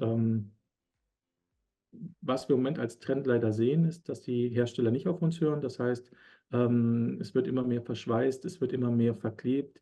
Man möchte die Modulgrenzen auflösen, sodass die Packdichte immer höher wird. Das heißt, in der aktuellen Generation der Elektrofahrzeuge, würde ich sagen, sind wir, was das Thema Kreislauffähigkeit der Module angeht, nochmal einen deutlichen Schritt zurückgegangen. Das heißt, hier, was wir oben rechts zum Beispiel beim Jaguar gerade sehen, sehr vorbildlich, sehr schöne große Module, alles ist geschraubt. Das finden wir leider in der neuen aktuellen Generation nicht mehr, was uns eben die Demontage dann nochmal erschweren wird.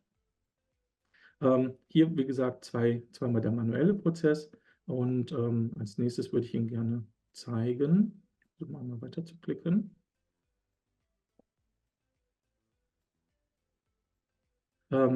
wie wir systematisch an das Thema rangehen. Hier haben wir mal eine Übersicht gemacht über die Tätigkeiten, die wir haben bei der Demontage der Hochvoltbatterien. Hier in dem Fall ist es so, dass wir mal alle Aufgaben aufgelistet haben und die dann danach sortiert haben, ob sie denn automatisiert geschehen muss, weil sie eben sich sehr häufig wiederholt, weil wir vielleicht auch ein Hochvoltthema haben, wo wir sozusagen an hoher Spannung arbeiten müssen. Und auf der anderen Skala haben wir aufgetragen, ob eine Automatisierung denn überhaupt möglich ist. Und dann stellen wir halt fest, dass zum Beispiel hier Schraubprozesse hier für die Verbindungsleitungen, dass das ein Prozess ist, wo eine Automatisierung notwendig ist, aber auch eine Automatisierung möglich, weil es eben an der Stelle ein Schraubprozess ist.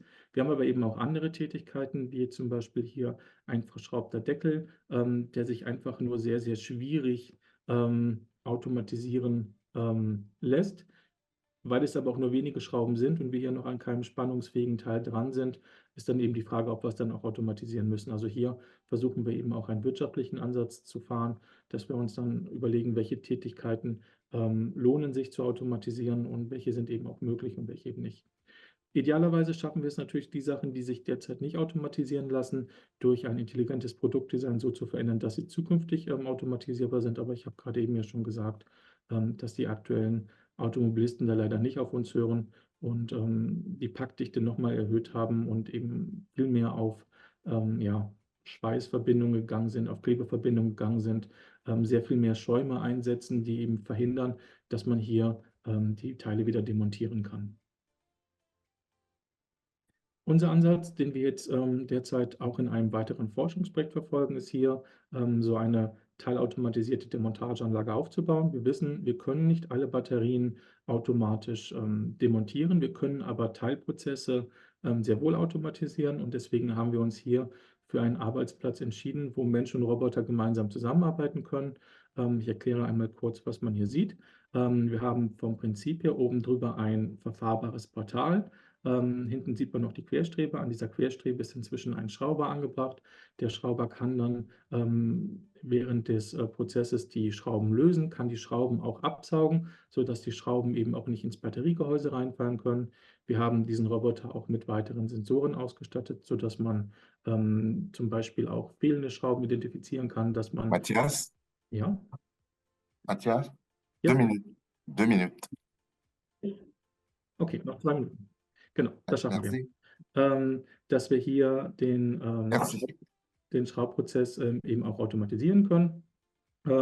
Auf der anderen Seite haben wir unten drunter ein Wasserbecken. Das heißt, wenn eine Kamera identifiziert, dass eins der Batteriemodule ausfällt oder heiß wird oder anfängt chemisch zu reagieren, dann können wir die gesamte Batterie eben in diesem Wasserbecken auch abdecken.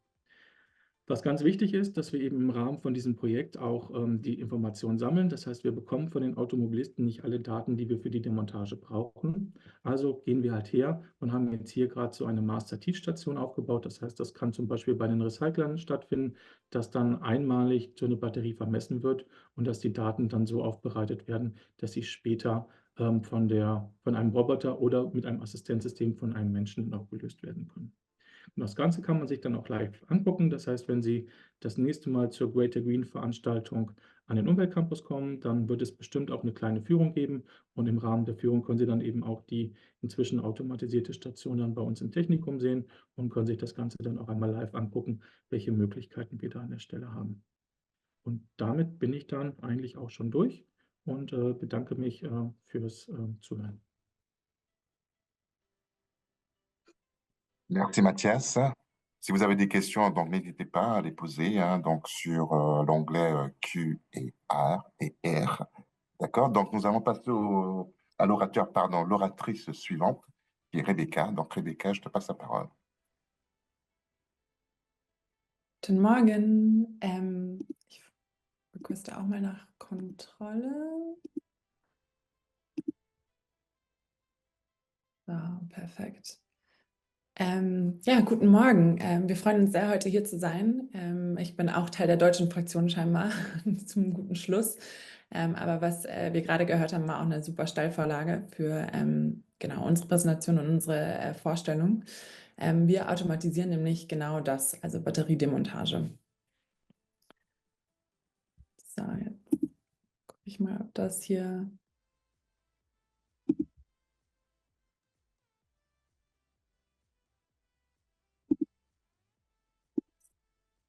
Mm,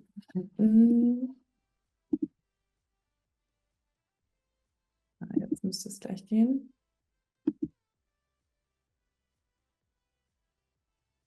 Genau, also wir haben uns zum Ziel gesetzt, 3 Milliarden, glaube ich auf Deutsch, Billionen Batterien bis 2040 zu upcyclen. Heißt, dass wir einfach noch mehr Batterien in Reuse als auch Remanufacturing-Szenarien reinbringen wollen, da diese aktuell im typischen Kreis oder im typischen linearen Lauf direkt dem Recycling zugeführt werden. Das ist ich habe jetzt irgendwie Genau, ich habe auch ein kleines Video mitgebracht. It seems I have. Is there any way to go back one side? Can somebody help? Perfect. Genau, also ich habe ein kleines Video mitgebracht von unserer Anlage in Kuppenheim in der Nähe von Karlsruhe. Das war unsere erste Anlage. Ich weiß nicht, ob hier jetzt jemand nochmal klicken kann. Genau, wo unsere Anlage steht. Wir haben angefangen mit der Demontage von kleinen Batterien, also alles unter 2 Kilowattstunden und diese Learnings dann auf die Demontage von größeren Batterien über 2 Kilowattstunden gebracht. Das ist auch ein voll zertifizierter Betrieb. Also wir haben die BIMSCH-Zertifizierung mittlerweile als auch den Entsorgungsfachbetrieb. Genau, und demontieren hier kleine Batterien, wie zum Beispiel von Fahrrädern als auch von Power Tools, aber auch große Batterien. Also hier sieht man zum Beispiel eine MAN-Busbatterie und man erkennt hier, wie der Roboter die Schrauben erkennt, diese dann rausnimmt, dann den Deckel abnimmt, um die Module letztendlich auch rauszuheben. Wie schon eben beschrieben, sind viele dieser Schritte mittlerweile auch nicht mehr einfach. Die Modulgröße wird immer größer und schwerer. Das heißt, dass es oftmals auch eigentlich ergonomisch nicht mehr vertretbar ist, dass zum Beispiel zertifizierte Mitarbeiter die Module rausziehen. Hier sind wir wieder auf der kleinen Batterie-Demontagelinie, wo wir einen Laser benutzen, um die Schweißpunkte abzunehmen, um letztendlich die Zellen singularisieren zu können, um diese dann in die Diagnostik einzeln zu stecken, um so dann auch eine Kategorisierung auf Basis des State of Health, also der Restkapazität, genau fortnehmen zu können und diese dann zu sortieren. Das heißt, man kann hier viel sortenreiner Richtung Reuse vermitteln, aber auch Richtung Recycling. Genau, wenn man sich das nochmal im Gesamtkontext anschaut, warum beschäftigen wir uns mit dem ganzen Thema? Wir haben jetzt gerade eben schon viel über das ganze Thema Batterien gesprochen, aber auch jetzt auch in Richtung Demontage. Wir werden in den nächsten Jahren eine stetige, wenn nicht ein exponentielles Wachstum an Batterien im Markt sehen. Alles, was sie berühren, wird elektrifiziert und das ist quergestellt gegenüber dem, dass es einfach nach wie vor aus Rohmaterialien gemacht werden, also diese Batterien, als auch das für die Demontage zertifizierte Mitarbeiter gebraucht werden. Also die müssen eine Hochvolt-Zertifizierung haben, um letztendlich mit den Batterien umgehen zu können, als auch sehr viel regulatorischer Druck. Also hier zum Stichwort die Batterie-Directive oder Battery-Regulierung der EU, als auch zum Beispiel End-Producer Responsibility, also dass die Inverkehrbringer sich um die Batterien am Ende des Zyklus kümmern müssen, als auch die Altfahrzeugdirektive.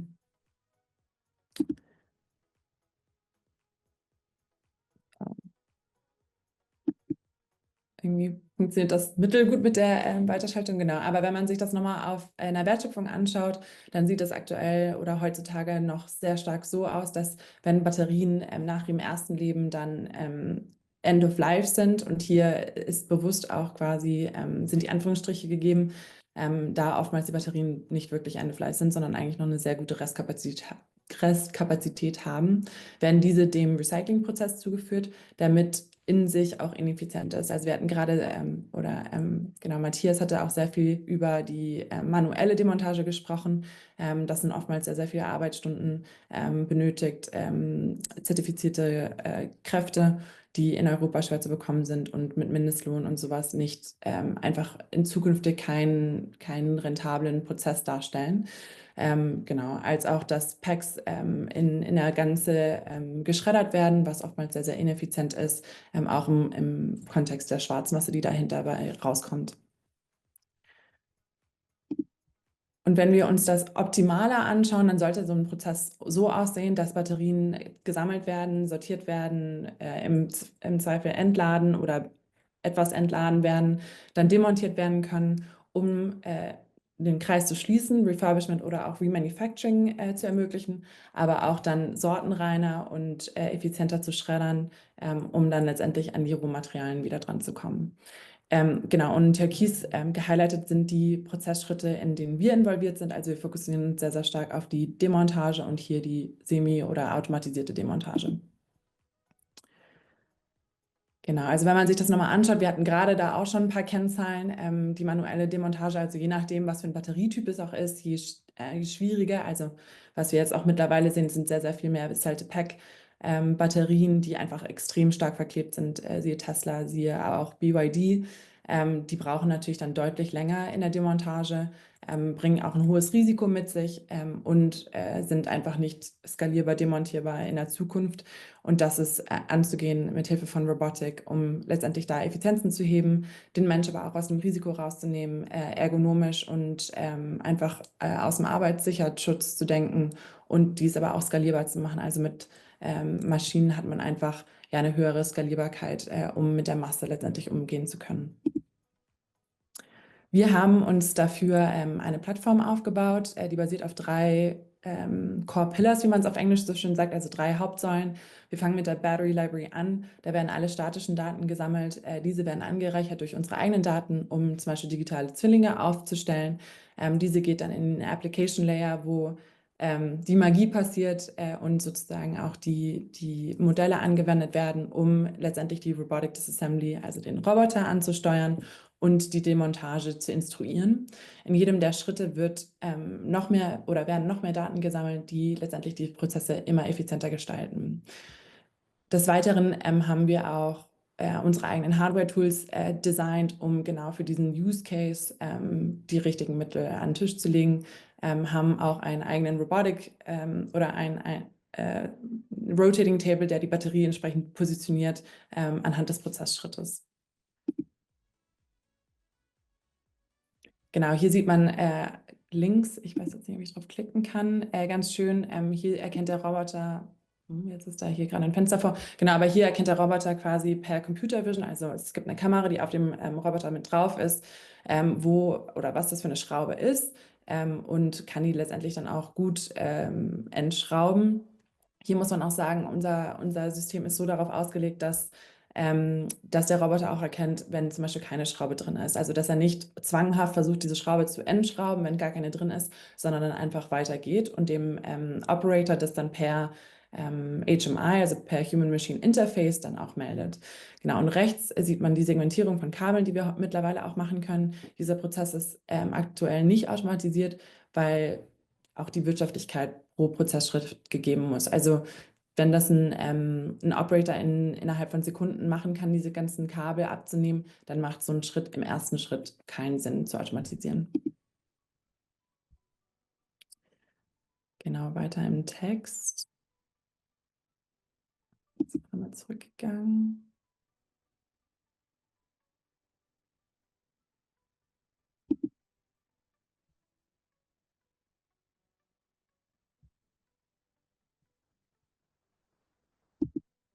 Entschuldigung für das Warten, genau, aber hier nochmal auf den Punkt zu bringen, das ist unsere Demontagelinie für größere Batterien, also alles über 2 Kilowattstunden. Wir haben jetzt schon die unterschiedlichsten Batteriesysteme demontiert, inklusive eine Variante an Batterien aus dem EV-Bereich, aus dem Electric Vehicle-Bereich, größere Batterien von LKWs als auch von Bussen und genau auch Energy Storage Systems etc. Genau, und hier sieht man auch den Rotating Table, der dann entsprechend die Batterie positioniert, als auch zum Beispiel das Endschraubgerät, was extra dafür designt wurde. Die Demontagelinie für kleinere Batteriepacks, die man auch im Video gesehen hat, die ist aus 4 Prozessschritten zusammengestellt. Also einmal haben wir einen Pre-Diagnostic Step, dann gibt es den Opening System Step, wo das Gehäuse abgenommen wird. Dann geht es in die Demontage des Zellblocks sozusagen mit der Entschweißung und dann geht es in die Diagnostik der einzelnen Zellen. Wir arbeiten mit vielen Konsortien zusammen, sind an vielen Grants beteiligt in der EU. Genau, zum Beispiel Lambda, wo wir mit Reinforcement Learning versuchen, unsere AI-Models in Richtung der Batteriedemontage noch zu verbessern. Aber des Weiteren gibt es noch viele, viele andere Grants. Genau, arbeiten da sehr stark mit der Industrie zusammen, als auch mit Forschungseinrichtungen und Instituten. Genau, wie sieht die Zukunft aus? Wir stellen uns aktuell ist der Fokus auf der EV-BDL, wie wir sie nennen, also die EV Battery Disassembly Line, um es genau zu fassen. Hier kann durch die quasi Demontage das Refurbishment, Reuse, aber auch Recycling der Batterien effizient und skalierbar gemacht werden, genau, um dann letztendlich die menschliche Komponente ein Stück weit rauszunehmen und das Risiko zu minimieren. In Zukunft auch hinsichtlich der Altfahrzeugdirektive sehen wir eine XDL, also eine X-Disassembly Line, um hier letztendlich auch zum Beispiel komplette Fahrzeuge inklusive Drivetrains zu demontieren, um an die Rohstoffe wieder zurückzukommen, aber auch Reuse in größerer Skala zu erlauben oder zu ermöglichen. Vom Businessmodell oder zum Go-to-Market, also wir sind headquartered in Luxemburg, haben da unser R&D, genau, und haben da auch The Circular aufgemacht im Sommer 2024. In beiden Locations, sorry für das Englisch, in beiden Locations bieten wir Disassembly as a Service an, genau, wo wir quasi Batterien demontieren im Service und dann an den Auftraggeber wieder zurückgeben oder auch behalten und dann entsprechend genau den Service offerieren. Wir haben ein modulares bzw. ein skalierbares Modell. Im Endeffekt verstehen wir uns als Technologieprovider. Das heißt, wir stellen die Battery Disassembly Line oder in Zukunft XDL dem Kunden zur Verfügung, auf quasi deren Anlage oder in deren Anlage hinzustellen, um letztendlich zum Beispiel Batterien, wenn sie gerade aus der Produktion kommen, also sozusagen Produktionsausschüsse direkt wieder in die Produktion reinzubringen, aber auch bei Recyclern zum Beispiel, wo dann Batterien demontiert werden, um dem Recycling zuzuführen. Also beides oder an der Stelle sehr, sehr viele flexible Use Cases. Genau, das ist Machine as a Service. Und im dritten Part partnern wir sehr stark mit dem ganzen Batterieökosystem, was ja auch sehr dynamisch ist und tagtäglich neue Partner und spannende Partner mit an den Tag bringt, zusammen hier zum Beispiel mit Reuse oder Remanufacturern, mit Recyclern, aber auch mit Marketplaces und Forschungsinstituten etc. etc. Genau, das ist, nochmal eins zurück. Genau, hier ist ein kurzer Höhenflug über unser Team. Oben sieht man unsere 2 Gründer, Antoine und Xavier. Antoine eher mit quasi Business-Fokus und Xavier unser CTO mit Tech-Fokus, hat sein Doktorat in Chemical Process Engineering und Software Robotics an der ETH Zürich gemacht. Genau, und unten sieht man ein paar meiner Kollegen. Lucian und Marco zum Beispiel von Head of Engineering und Head of Automation, kommen beide von Amazon, haben da langjährige Industrialisierung und Automatisierungserfahrung. Genau, und so versuchen wir quasi Academic Excellence, wie man das auf Englisch so schön formuliert, in die Praxis zu bringen und das genau für Industriepartner skalierbar und verfügbar zu machen. Somit bin ich am Ende. Ich freue mich sehr über Kontaktaufnahmen, gerne Deutsch, Englisch oder Französisch. Wir können Sprachen. Genau. Vielen, vielen Dank fürs Zuhören. Merci Rebecca. Donc encore une autre présentation qui montre que la robotisation est indispensable pour le démontage des batteries. Donc notre dernier orateur, et pas des moindres, Justo Garcia, qui va nous donner le point de vue de l'industriel sur la notion de recyclage de batteries. Justo, je te passe la parole. Merci. Oui, bonjour, vous m'entendez? Parfait. Merci beaucoup de m'avoir invité. Donc, je vais vous présenter les travaux qu'a réalisé donc Orano et donc dans l'optique de développer une industrie nouvelle pour le recyclage donc des batteries lithium-ion. Euh, ah, voilà. Hop, oula. Donc très rapidement, Orano, c'est un acteur du cycle du combustible nucléaire, un acteur mondial et donc qui valorise. Son objectif, c'est de valoriser les matières nucléaires pour proposer de nouveaux services. Fort de son expertise et de son savoir-faire, et notamment en métallurgie, extraction, conversion, Orano donc, a décidé de développer de nouveaux procédés, et notamment en lien avec les matériaux stratégiques dans l'optique de la transition énergétique et proposer de nouvelles solutions pour la transition énergétique. Et donc, les nouveaux développements sont sur le recyclage des batteries, mais également la fabrication des matériaux de cathode, les précurseurs et les matériaux actifs de cathode. L'objectif pour Orano, c'est de créer et de contrôler une chaîne de valeur durable de recyclage des batteries, mais également de contribuer à la réindustrialisation européenne, mais surtout de pouvoir boucler la boucle, d'avoir une boucle fermée sur les matériaux et pour s'adapter donc au futur développement des véhicules électriques. Le programme d'Orano aborde donc la production des matériaux de cathode, mais également le recyclage donc sur la chaîne de valeur des batteries. Donc Orano est donc sur le recyclage avec deux parties, le pré-traitement et l'hydrométallurgie, mais également, et ce qui fait sens, c'est de pouvoir également fabriquer les matériaux de cathode qui vont incorporer des matières recyclées, et donc pour pouvoir se conformer aux directives européennes, mais également pour pouvoir préserver les ressources primaires. Bon, ça a été dit, des prévisions prometteuses pour le recyclage donc des batteries. Donc, effectivement, donc un besoin pour la mobilité électrique, même s'il y a un certain ralentissement qui a été noté ces derniers mois, il y a quand même des perspectives de croissance des ventes de véhicules électriques.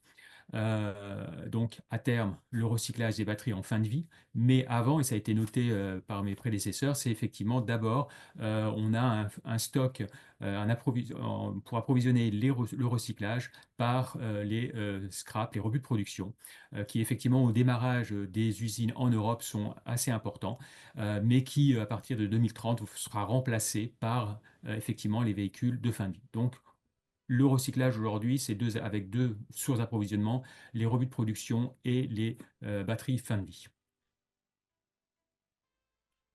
Alors l'intérêt du recyclage, bon, je ne vais pas, je vais pas rester trop longtemps là-dessus. Donc effectivement, l'intérêt, c'est une réduction des CO2, réduction également de la consommation énergétique, avoir une chaîne d'approvisionnement plus éthique, et puis également sécuriser l'approvisionnement en matières premières et préserver les ressources naturelles. Et donc, effectivement, également répondre aux exigences réglementaires. Le règlement batterie en Europe qui impose réincorporation de matières recyclées à horizon 2031, 16% par exemple sur le cobalt et 26% en 2037. Mais également le Critical Raw Material Act qui est important pour l'industrie avec la volonté que la consommation de matière, 25% au moins de la consommation de matière soit issue de recyclés. Je voulais introduire, avant d'introduire le procédé d'Orano, je voulais introduire les procédés de recyclage, mais ça a été dit, donc effectivement, il y a aujourd'hui, on va dire, trois grandes voies de recyclage: l'hydrométallurgie, le process hydrométallurgique, pyrométallurgie, qui combine en général également un peu d'hydrométallurgie, et la voie directe. Donc ça a été dit ça a été très bien dit par mes prédécesseurs, donc je ne vais pas développer plus en avant. Le procédé Orano donc part des modules fin de vie ou des scraps de production. Donc, à partir des modules de fin de vie, on réalise une première étape de pré-traitement qui est en 2 étapes, désactivation, donc en toute sécurité, de ces modules. Donc, on n'a pas de traitement thermique, on n'a pas de production de gaz et donc on n'a pas de risque d'explosion. Donc, d'un point de vue sécuritaire, on améliore le- le procédé. Et ensuite, après, on réalise des découpages et on séparation de tous les différents éléments, et notamment le graphite qui va être séparé dans les premières étapes de la matière active. On va avoir une matière active de très bonne qualité, avec peu d'impuretés, et on a retiré la majorité du graphite. Et donc, on va réaliser des opérations hydrométallurgiques, on va dire classiques, avec l'objectif de récupérer donc les différents sels de métaux d'intérêt, qui composent la matière active de cathode. Et ensuite, l'objectif, c'est de réincorporer ces matières recyclées dans les nouvelles fabrications, donc pour fabriquer des précames et des cames. Et donc, l'objectif, c'est d'avoir des productions de ces matériaux en Europe, qui incorporeront effectivement des matières recyclées. Quelques éléments sur le procédé innovant de pré-traitement. Donc, comme je le disais, il est composé de différentes étapes, donc avec une désactivation en toute sécurité des modules. Donc, on désactive dans un environnement un liquide très spécifique qu'on a développé avec notre partenaire, le CEA, le Commissariat à l'énergie atomique. Et ensuite, après, on a des différentes étapes de séparation de la matière. On va séparer les différents composants, on va récupérer l'électrolyte, donc les casings aluminium, donc le graphite, comme je le disais. Et ensuite, après, effectivement, on obtient 2 voies. On obtient une voie pour le graphite qu'on pourra purifier et valoriser, et la voie de black mass avec de très haute pureté. Et donc, l'avantage de ce procédé en différentes étapes, c'est qu'il peut recevoir à différentes étapes les différents types de scrap, et notamment, enfin, des rebuts de production, puisqu'effectivement, notamment, certains rebuts de production n'ont pas besoin d'être désactivés, puisqu'effectivement, ils n'ont pas d'électrolyte, n'ont pas non plus été en charge. Donc, très rapidement, qui montre l'intérêt, mais je l'ai dit, donc l'état de désactivation aujourd'hui, c'est un goulet d'étranglement. Et donc, effectivement, la première partie du pré-traitement est assez importante. Et donc, notre procédé, qui n'est pas. Aujourd'hui, il y a plusieurs procédés qui existent, le traitement thermique, traitement cryogénique, mais également des coupes dans des gaz inertes. Mais notre procédé, c'est donc une désactivation chimique dans un bain spécifique. Et donc, l'avantage, c'est qu'on n'altère pas les matériaux, on ne transforme pas les composants de nos batteries. Aujourd'hui, notre procédé est au stade pilote. Donc, on a un pilote qui est installé au CIM, notre centre innovation en métallurgie extractive, qui est dans le centre de la France. Et donc, on a ces pilotes qui sont actifs. Donc, le pilote de désactivation et d'accès à la matière, donc qui peut traiter un peu plus de 50 modules par jour, suivi donc de la séparation des différents composants et la récupération du graphite. Séparation du graphite des matériaux de cathode et des autres composants, puisqu'on peut également récupérer effectivement les plastiques, les cuivres. Et donc, on atteint des taux de récupération du graphite et du NMC qui sont supérieurs à 90%, et donc avec avec des niveaux d'impureté très, très faibles. Et ensuite, après, on a la phase de tri secondaire qui est pour la séparation physique du cuivre, de l'aluminium, des plastiques et des autres composants, autres que le graphite et les matériaux actifs de cathode. Quelques mots sur le procédé hydrométallurgique. En fin de compte, on a plusieurs voies de procédé. Donc, le premier, qui est la resolution to salt, c'est le procédé qui va, on va dire, conventionnel, puisqu'on va, par plusieurs étapes de lixiviation, ensuite après de séparation liquide-liquide et cristallisation, obtenir des sels sous forme sulfate, des composants de la batterie. Et on a la voie plus innovante qui est la résolution de tout précam, qui va directement, après l'étape de leaching, de lixiviation pardon, et de récupération, précipitation des impuretés, on va purifier cette solution et qui va être directement utilisée dans la fabrication des précams. Donc, on simplifie le procédé et on permet ainsi de s'affranchir des étapes de mise en solution, enfin de séparation des différents composants. Et une solution qui est plus au stade de R&D, qui est la régénération par la voie directe, la régénération des matériaux de cathode qui a été évoquée par mon prédécesseur, qui aujourd'hui pour nous est une phase qui pourrait être intéressante, effectivement plutôt sur les matériaux issus, enfin issus des, pardon, des composants, des rebuts de production, pardon. Je vais y arriver. Voilà quelques éléments voilà, sur nos équipements et donc les essais que l'on a réalisés. Donc production donc, des batteries, des sets de grade batterie à partir de black mass et donc après extraction, solvant et cristallisation.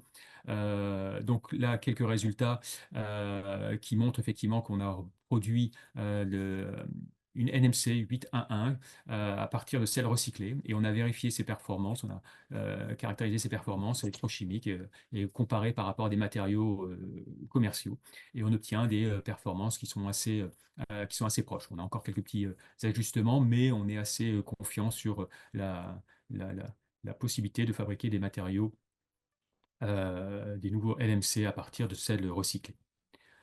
Sur la voie, donc c'était la voie par rapport aux sels séparés, et donc la voie directe, donc la synthèse de précam à partir d'une solution purifiée.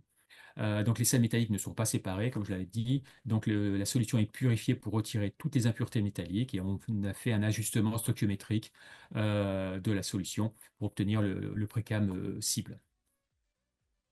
Et les résultats sont assez intéressants. Pour résumer, donc, on va dire quatre éléments clés de notre procédé, 4 faits majeurs. Donc, la désactivation donc, en toute sécurité des modules avec un procédé innovant. 2, on récupère le graphite dans un flux séparé qui nous permet ensuite d'être purifié et régénéré. Et donc, on a fait des premières performances électrochimiques qui ont montré de bons résultats. On a, troisième élément majeur, c'est on a récupéré, notre procédé nous permet d'obtenir une black mass de très bonne qualité, concentrée en matériaux actifs, grâce à la récupération du graphite en amont. Et enfin, le procédé hydrométallurgique permet de récupérer les sels métalliques sous forme sulfate de qualité batterie pour permettre une refabrication de matériaux à partir de recyclés, avec des performances équivalentes. Donc voilà quelques vues de notre pilote donc à Bessines-sur-Gartempe. Donc les deux pilotes, pilote de pré-traitement et le pilote hydrométallurgique, avec des équipements assez importants et donc qui aujourd'hui donnent des résultats et nous permettent de continuer à valider le procédé et également qui nous donnent des éléments pour passer à la phase industrielle. Donc la phase industrielle, c'est le point qui suit. Donc aujourd'hui, on a déjà sélectionné un site pour l'implantation des usines, donc à Dunkerque, dans le nord de la France. Et donc ce sera une nouvelle pièce dans la vallée de la batterie, dans le nord de la France, dans les Hauts-de-France. Donc le site sélectionné accueillera 3 usines. Une usine donc par Neomat, qui est le nom de notre joint venture avec XTC New Energy. Et donc une usine de pré-cam et une usine de cam. Et ensuite une usine de recyclage Orano. Mais ce site sera également doté d'un centre de R&D et de bâtiments administratifs. Donc l'objectif, c'est de fabriquer, donc de construire les usines de pré-cam et cam de capacité chacune de 40 et qui passeront à 80 000 tonnes de matériaux actifs de cathode, et le recyclage de réaliser, pouvoir permettre le raffinage de plus de 20 000 tonnes de black mass. Le calendrier, très rapidement, donc la première usine qui devrait être opérationnelle en 2027, donc c'est la fabrication de matériaux de cathode. La deuxième, concomitamment à l'usine de recyclage, de raffinage, sera l'usine de Précam, donc à l'horizon 2028, et le pré-traitement sera à l'horizon 2027-2028. Aujourd'hui, on a eu un petit décalage sur la partie recyclage, puisque le marché aujourd'hui n'est pas encore assez mature. Donc, ce qui nous permet, nous, de consolider nos études pour les études de conception des usines. Quelques vues très rapides, donc les unités de pré-traitement et les unités hydrométallurgiques. Minute. Oui. Ouais, minute. Eh ben, je vais bientôt finir. C'est parfait. Donc, les unités de pré-traitement seront de petite capacité pour être placées au plus proche des centres de collecte et donc de réduire également comme ça le transport de gros éléments et de batteries vers un centre unique. Donc, on aura plusieurs centres disséminés et en usine donc, hydrométallurgique qui sera sur Dunkerque. Voilà très rapidement, donc le recyclage offre de vraies solutions pour renforcer la sécurité d'approvisionnement dans l'Union européenne, ce qui va réduire la vulnérabilité sur les matières stratégiques, tout en développant donc une industrie de recyclage. Et puis Orano souhaite contribuer et contribuera à l'ambition de l'Europe pour le recyclage de ces matériaux stratégiques. Voilà donc un résumé de nos activités. Si vous voulez plus de détails, vous pouvez me contacter ou aller sur les sites pour obtenir des informations. Voilà. Ouais. Ok, merci beaucoup. Julio, je vais profiter pendant que je vais profiter pendant que j'étais sous la main parce que j'ai une question pour toi. Oui. Donc, de Mathéus qui dit merci pour votre présentation. Est-ce que vous pouvez préciser comment le graphite est récupéré? Plus spécifiquement, comment vous vous débarrassez d'un liant polymérique en amont? Alors moi, je ne suis pas un expert, mais effectivement, l'avantage de notre procédé, c'est qu'effectivement, on a comment dire, on sépare en amont les différents composants. Donc, effectivement, on va séparer l'électrolyte de la matière active et du graphite dans les premières étapes. Et ensuite, après, effectivement, on va pouvoir récupérer le graphite. Donc, on va être dans un milieu liquide et qui va nous permettre ensuite de faire la séparation des différents composants. Je ne peux pas rentrer dans le détail. Bon, déjà, je ne suis pas un fin connaisseur, mais il y a des éléments un peu confidentiels qu'on ne peut pas, dévoiler. Voilà.